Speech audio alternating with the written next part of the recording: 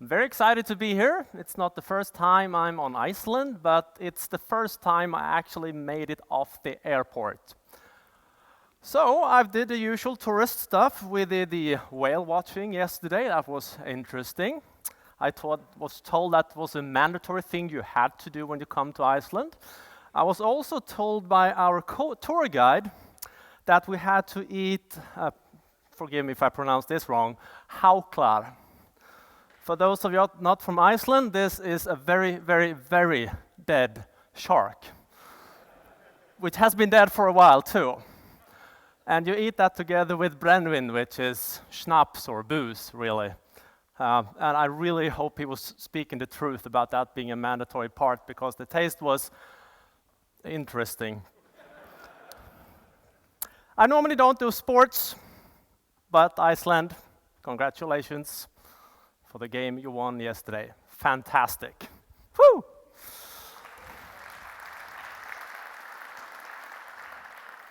I was on the third level of the hotel. I could hear the cheering from out the streets. This conference, this session does not only happen here, it also happens online. So if you're not on Twitter, get on Twitter. That's simply the best resource these days to get a quickly good grasp about what's going on in the world, especially in the IT field, especially for Windows 10, especially for deployment management, etc. So if you have any comments, questions, whatever from the session, feel free to post them. I read them. But if you don't tag them with this, I won't find them, because there are a lot of tweets floating around the internet. My name is Johan, and I will be your host for the next 23 minutes. I'm a Microsoft MVP. I live in Sweden. I work for Knowledge Factory. I'm a consultant. I do trainings. I author books. I speak at conferences. I don't sleep as much as I should. And as you probably know, Knowledge Factory is a consulting company based in Sweden and Norway, but we also this summer was actually acquired by Advania. So now I'm a big part of the big Advania family. So I got 1,100 friends, basically overnight this summer. So soon I will learn all the names. I'm getting there. I also have a blog, Deployment Research. This is where I post most of my findings, especially related to OS deployment and management. So you will find a lot of content out there, many tutorials, free videos that are available for you to view.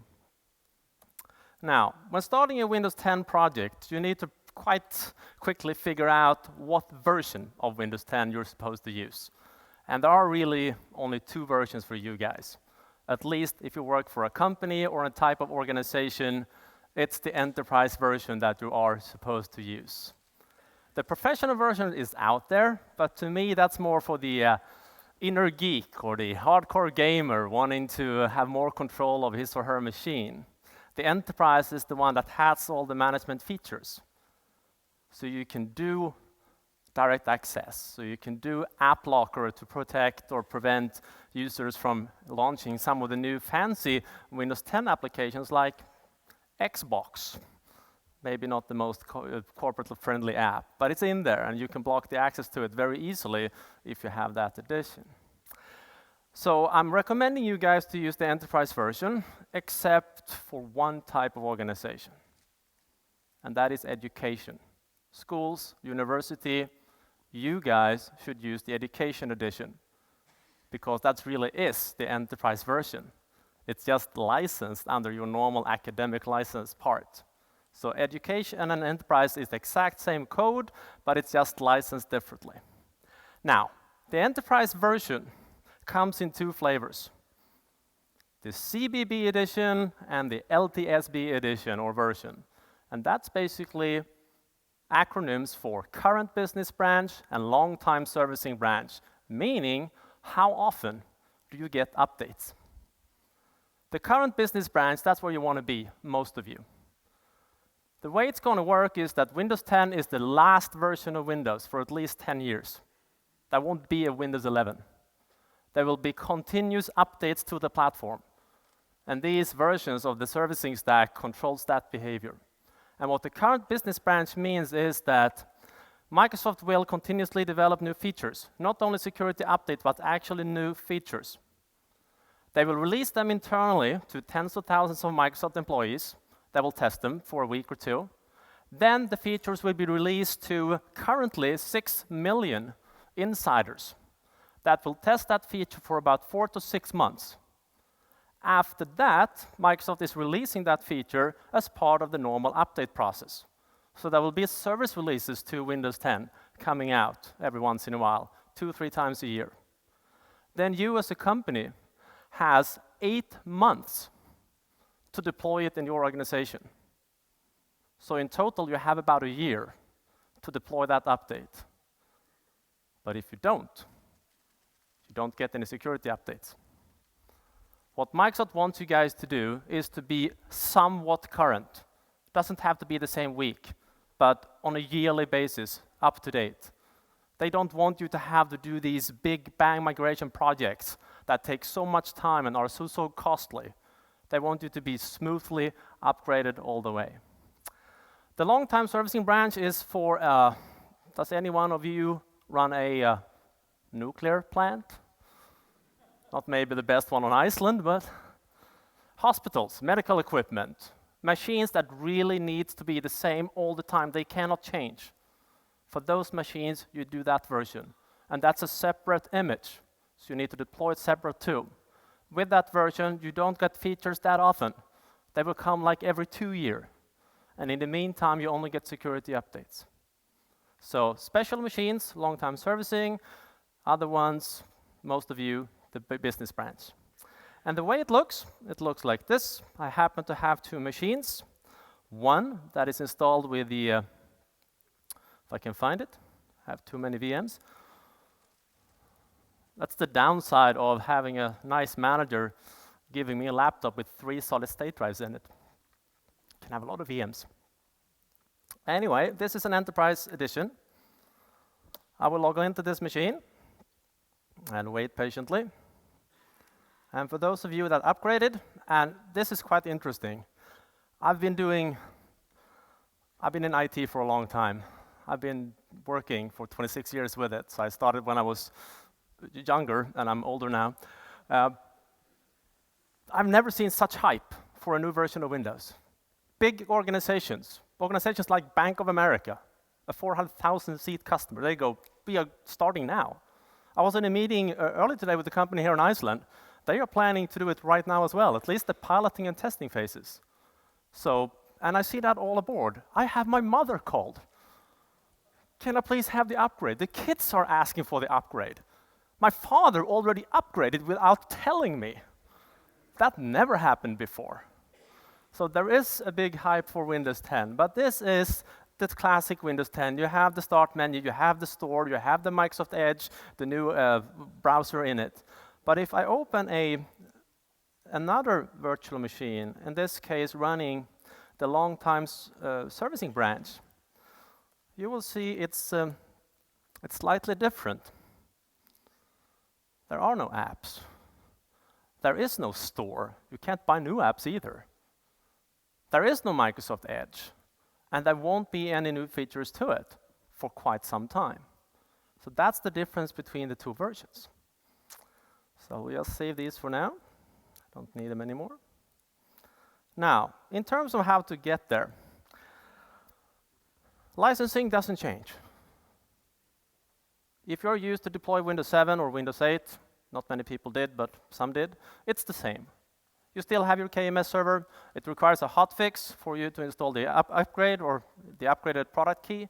And when you go to the volume licensing site to get that key, do not get the key that says Windows 10, because that's not the key to support Windows 10.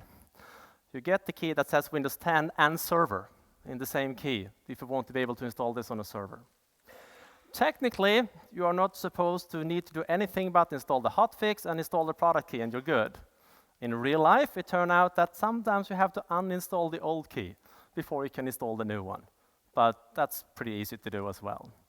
For those of you running KMS servers on 2008 R2, please, that's a 7-year-old box.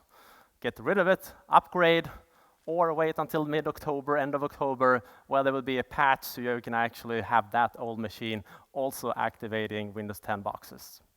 You can still do multiple activation keys, you can still do Active Directory-based authentication or activation. It's still available for you as an option. Now, Windows 10, of course, adds in a lot of support for new upcoming hardware, like the Skylake processors from Intel, like the Carrizo chipset from AMD, like Thunderbird 3, like the USB-C type ports, and a lot of interesting new hardware graphics-wise. Exciting new tablets. I saw an announcement from, I think it was Lenovo this week, 14-hour battery time on a laptop. That's pretty cool. So we will see a lot of enhancements and investments being done on hardware that will only run Windows 10. Most of you have hardware already that has Windows 10 capabilities, UEFI for example, but you didn't use it because it was a royal pain to deploy Windows 7 to that configuration. So most of those machines were configured for BIOS, but now they can do Windows 10 and they can do all these. So you get faster boots, you get faster hibernation and standby and all that. It's quite nice. Now, in terms of deploying this, the new scenario that Microsoft added in for Windows 10 is INPLACE upgrade. And when it works fantastically well. But there are limitations to it. And I happen to have, on my blog, a list of those limitations. So on deployment research, if you click the research node, you search for limitations. This is where we find a blog post, Windows 10 upgrade limitations. And let me just get Zoom It running here. Zoom It is so that the people in the sheep seats can see. Great tool for presenters, free download. Anyway, you cannot use your own custom reference image. You have to use the default Microsoft image, the ones that get published every 3 or 4 times per year. So you can't have any image with any app, and you don't want to either, because an INPLACE upgrade assumes one thing, and it assumes that you are happy with your current environment, because it's going to upgrade it exactly as is. All applications, all settings, all computer settings, everything is migrated as is. So of course, if you would provide an image with a bunch of other settings and apps, now it would have to try to figure out to merge them. Doesn't work that way. So you cannot use your own reference image. You cannot also change from BIOS to UEFI. So you cannot use the new Windows 10 features that requires this. And this is an interesting thought. So there are security features in Windows 10 that requires this. You are currently on BIOS, and you can't change during INPLACE upgrade. So you have to take a decision here. When are we going to support UEFI? Some companies I talk to, they're doing this way. When they're buying new machines, they configure them for UEFI. And the existing ones, they simply upgrade as is. And as the years go by and the machine park is being refreshed, eventually all of them will be on UEFI. That's one way of doing that. Another way is, of course, is to treat that machine as a replace, meaning you take a backup on the machine, but you don't store the backup locally. You store it on a server somewhere or on a USB drive. Then you go into BIOS, or have the sequence do the BIOS configuration to UEFI, and then you do a new deployment of that machine. And in the end of that process, you restore the backup. The same goes, the setup will break if you have third-party disk encryption, third-party antivirus, except one vendor currently. That's McAfee, part of the Intel security folks thing that are actually here on the conference. They have a method to allow an INPLACE upgrade without you having to actually decrypt the drive first. You can run the INPLACE upgrade while encrypted. That's cool. You cannot change the architecture. This is a blocker for many. The customer I talked to before lunch today, they had a bunch of Windows 7 32-bit. They wanted to go to Windows 10 64-bit.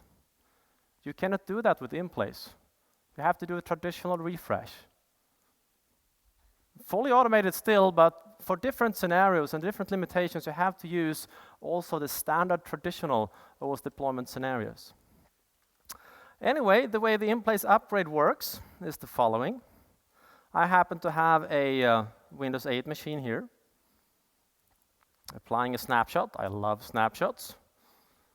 Now in Windows 10 you get production snapshots, so you can do snapshots in production. Still be supported. That was not supported before, by the way.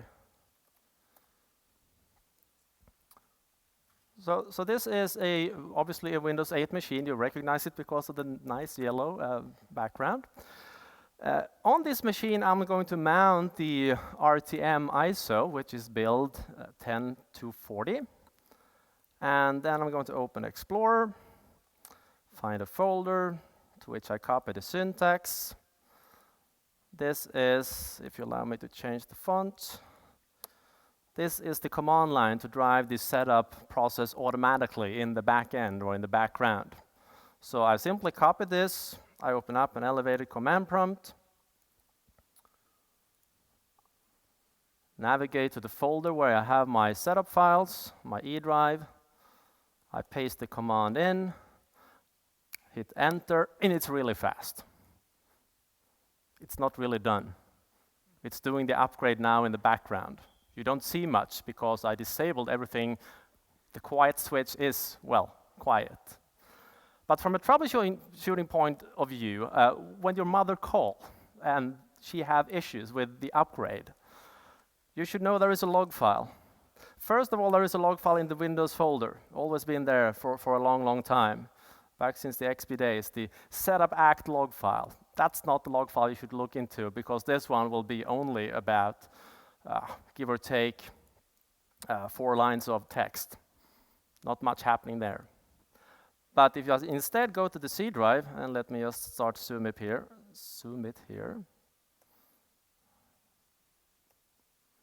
I can't even type.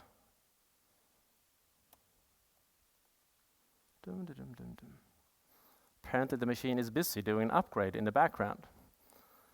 Anyway, if I go to my C drive and say view hidden files or hidden items, there will be a Windows BT folder. This one right here. And in that folder, there will be a source folder, sources folder, a Panther folder, and in this folder, you will have the real setup act log file.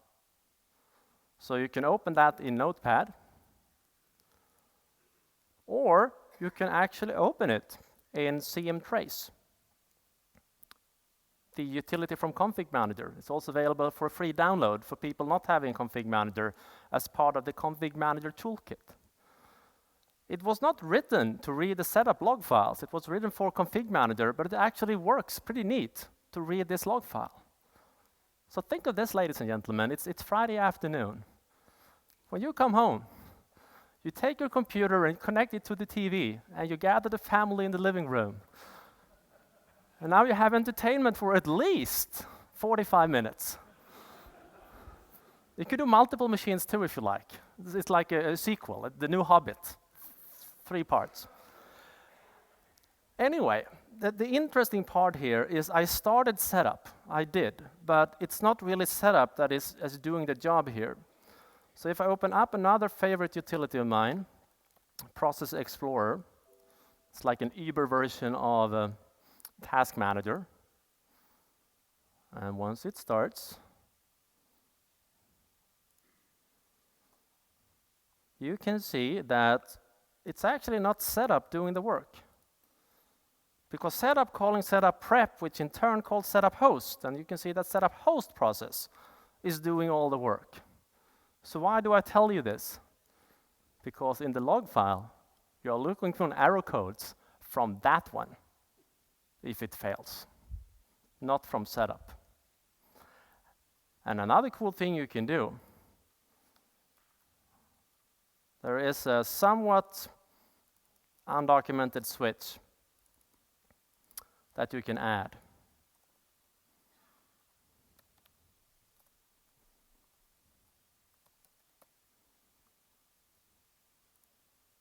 If you add this, it will simulate the deployment without actually doing it. You can push this as a package to your machines to figure out if they can be upgraded or not to Windows 10 without doing the upgrade. And then you can collect the log files and review them. So, quite interesting. However, for organizations doing this, going from one machine to another, you don't really do that. Instead, what you do is you use sequences to control the behavior. And as of today, both versions of MDT and Config Manager are available to do in-place upgrade of sequences. And as it happens to be, I have one right here. So if I go to my Config Manager site server, this is a sequence that I imported. It was posted by the Config Manager team. And when you try to find it, find the newest one, because they posted two. One is working, and the one that is working is named Revised Sequence for OS Upgrade Windows 10. But this is just a short control mechanism that can actually do some readiness check before it drives the process. For example, verify that you have enough memory and that you don't accidentally refresh the server with Windows 10. Then it runs the upgrade itself. And as you can see, it actually runs the same commands, but it does it automatically. And then in the end, it installs any missing software updates. And you can also add in additional things here. So why not add in that after an unsuccessful upgrade, go ahead and also install, in this case, Adobe Reader. It could be that you actually uninstall things beforehand that prevents the upgrade from running through. But it gives you more control. And the same goes for the light touch installation as well. Now, the other three scenarios, they're still here. They will be for a long time. A refresh is how you treat the scenario where you do have a 32-bit Windows 7 and you want to go to 64-bit Windows 10. Then you take the same sequence, you publish it to the machines, and it will do a refresh. It will run the backup, apply the new image, restore the backup. For the end user, it appears to be an upgrade, but it's not. But it still allows you to work around the limitations that are for an in-place upgrade. And to do that, of course, you need a reference image. And I do recommend you guys to, no matter if you're using MDT or not, to deal with images. I recommend to use the free standalone version of MDT to create one. And the main reason I recommend this is because, well,